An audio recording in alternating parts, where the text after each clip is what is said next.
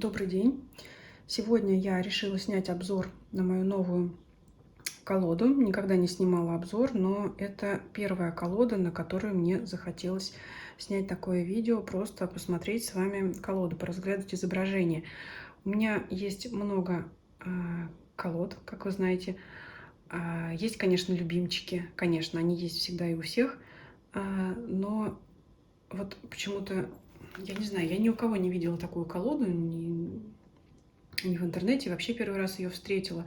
Конечно, она на любителя, сильно на любителя, потому что она ведет нас к отсылочкам изображений Ханса Рудольфа Гигера. Называется она вот так: «Чужие сны Ленорман» или «Кибернетические биомеханоидные кошмары Ханса Рудольфа Гигера».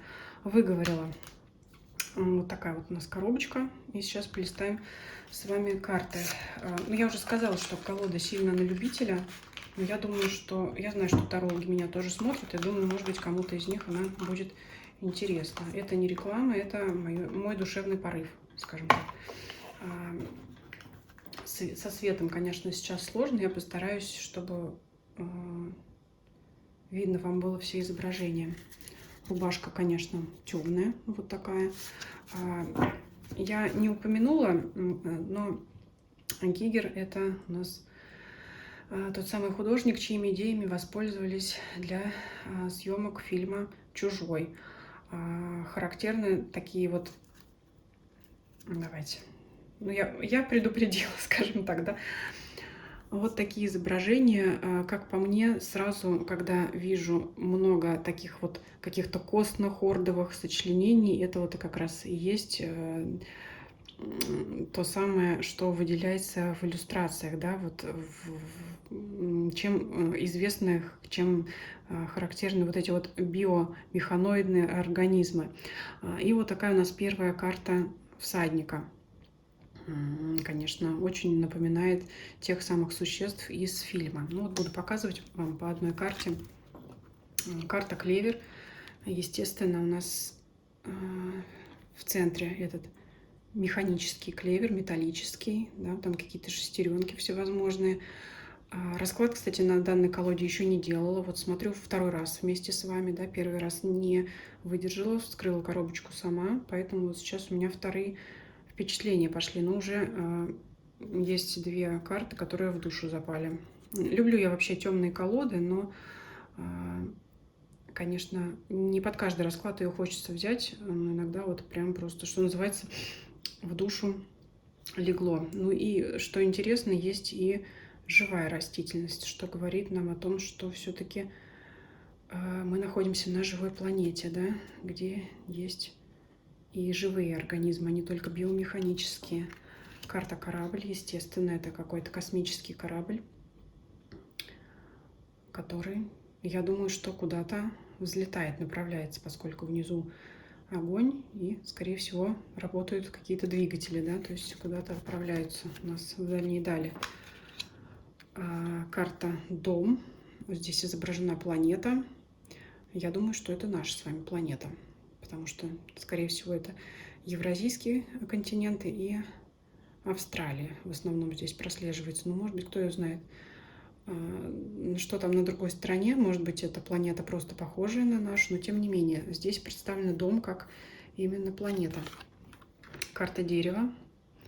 Дерево явно у нас уже отжившее не свой век, а сколько, может быть, несколько веков, да.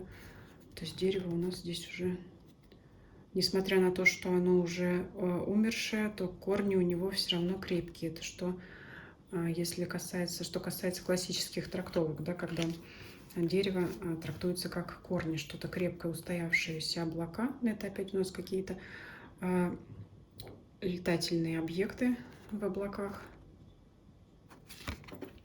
Карта змеи. Змея тут тоже своеобразная.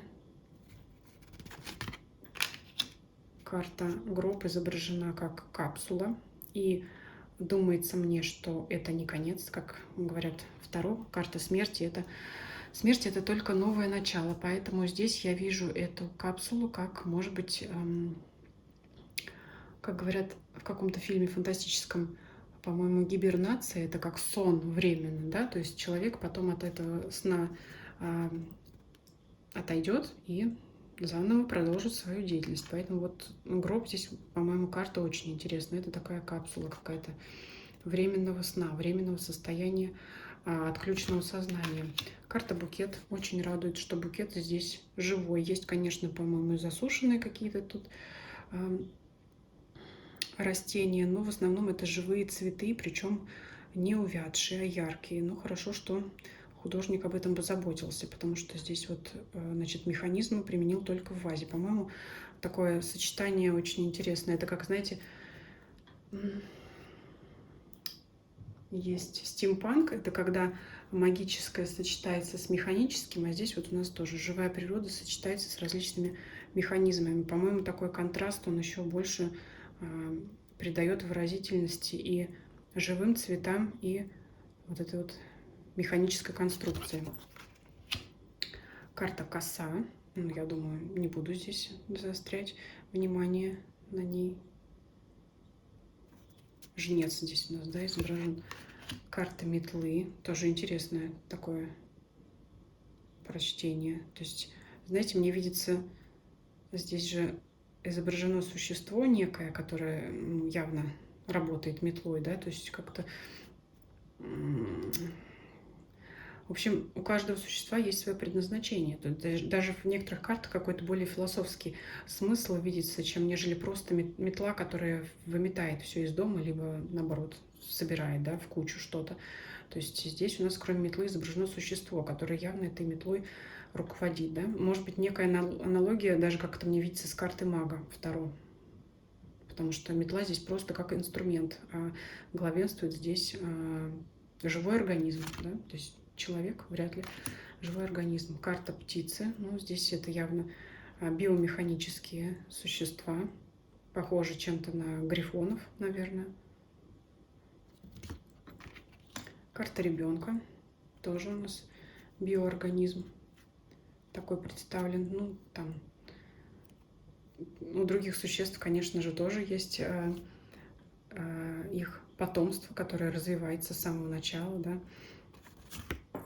Карта лисы. Ну, лису, наверное, как-то сложно было изобразить в другом виде, поэтому здесь вот похоже, нечто на маску похожее, да, и, скорее всего, это только голова, причем не просто голова, а только вот морда, передняя часть. Но медведь уже представлен здесь как полноценное, сильное существо. Ну, конечно, тоже с механическими вот этими всевозможными соединениями и проводами. Но здесь вот на морде мех блестит, и даже нос каким-то золотым тут сиянием, что ли, светится. Вот мне видится вообще, как золото даже отливает. Может, просто свет так падает. Карта звезды. И тут существо некое стремится к чему бы то ни было, несмотря ни на что. Потому что звезда здесь, она такая с шипами. Не могу сказать, что она сияет. Скорее, за звездой есть еще свет в конце тоннеля. Так что здесь тоже можно смотреть бесконечно. Да? Я бы не сказала, что та самая звезда, которая характеризует, олицетворяет наши какие-то дальние мечты несбыточные. Я не думаю, что это точка назначения. Скорее всего, это просто перевалочный пункт, за которым есть еще дальше свет в конце туннеля. Карта аисты. Вот так у нас здесь представлено. Интересно, красиво. Карта собаки. Собака вот здесь интересная, она полностью у нас металлическая. Такая механическая, металлическая. Карта башни. Что там в этой башне, да? Хотим мы знать, а может быть и нет. Может быть, стоит ее обойти стороной. Карта сада. Это вот, кстати, карта номер 1, от которой я просто не могу оторвать взгляд. Это, конечно, связано с большим количеством зелени. А существа эти, ну, мне видится, скорее это статуи в саду, нежели чем это те самые биороботы, биомеханизмы. Я вижу их как статуи, которые больше как украшения, да, вот с всевозможными завитками, да, как украшение. Здесь они больше, кстати, похожи на людей, чем те самые вот эти вот, чем те самые чужие, которые изображены в фильме. Карта гора. Ну, гора, конечно, у нас своеобразная. Опыт на костях видится, да? Достижения за счет других. Это карта развилки. Тоже очень красивая карта какого-то города будущего. Не знаю, какого тысячелетия или на какой планете. Может быть, кстати, и на нашей когда-нибудь. Карта мыши. Но, по-моему, это кошки. И над этим я еще подумаю. Может быть, у вас какие-то варианты есть.